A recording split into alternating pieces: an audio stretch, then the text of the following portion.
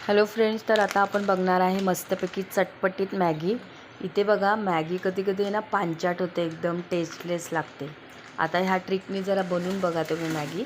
इथे मी 3 कप पाणी घातलं आहे आणि आता मी बघा ही मसाला मॅगी घातली आहे। तुम्हाला मी त्याचं रॅपर दाखवलं आहे मसाला मॅगीचं।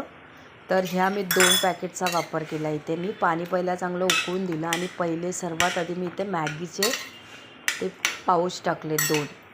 आता ही मॅगी आपल्याला आहे ना जवळजवळ अर्धी कच्ची मॅगी आपल्याला ही शिजून घ्यायची आहे। आता बघा, मी कढईतलं मी थोडंसं 3 चमचे पाणी एका बाउलमध्ये घेतलं आहे आणि चांगल्या प्रकारे मसाला मिक्स केला आहे मॅगीचा त्याच्यामध्ये आणि चांगल्या प्रकारे ते हे केलेलं आहे। मस्तपैकी असा तो मसाला त्या गरम पाण्यात मिक्स करून घेतला आहे।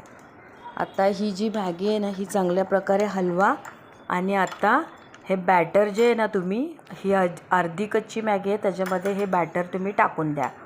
आता तुम्ही चांगल्या प्रकारे हलवून घ्या ही मॅगी। हा मसाला टाका आणि चांगल्या प्रकारे हलवून घ्या। बघा, हा सगळा मसाला या मॅगीला लागला पाहिजे। आता वाटीमध्ये हे जे बॅटर मी मिक्स केलं होतं त्याचं थोडं राहिलं होतं, त्याच्यामध्ये मी परत पाणी टाकलं 1 वाटी बाउल। तुम्हाला जेवढी सुपी मॅगी पाहिजे ना तेवढं पाणी तुम्ही टाका। आधी मी 1 बाउल टाकलं। आधी मी 3 कप पाण्यामध्ये मॅगी चांगली शिजवून घेतली होती अर्धी कच्ची। अजूनही ही मॅगी कच्ची आहे।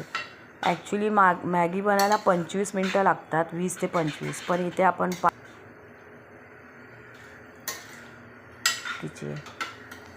तर आता आपण काय करूया, मॅगीला मस्तपैकी ढवळूया। पण कधीतरी मॅगी खायला काय हरकत नाही, मॅगी चांगली लागते खायला। आता ही मॅगी आपण चांगल्या प्रकारे ढवळूया। आता अजून मी 10 मिनटं ही मॅगी शिजवणार आहे। अशा प्रकारे जेव्हा तुम्ही मॅगी कराल ना तेव्हा मॅगीची टेस्ट फार युनिक लागते। तुम्ही करून बघा अशी मॅगी। बघा, मला थोडीशी सुपी टाईप मॅगी पाहिजे म्हणून मी थोडंसं अजून पाणी घातलं त्यात। आता ही मॅगी पुन्हा मी 5-6 मिनटं चांगली परतवून शिजवून घेणार आहे।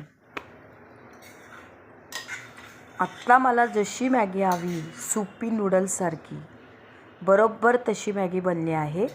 आता ही मॅगी मी सर्विंग बाउलमध्ये काढत आहे। गॅस बंद करायचा आणि गरमागरम मॅगी सर्विंग बाउलमध्ये काढायची।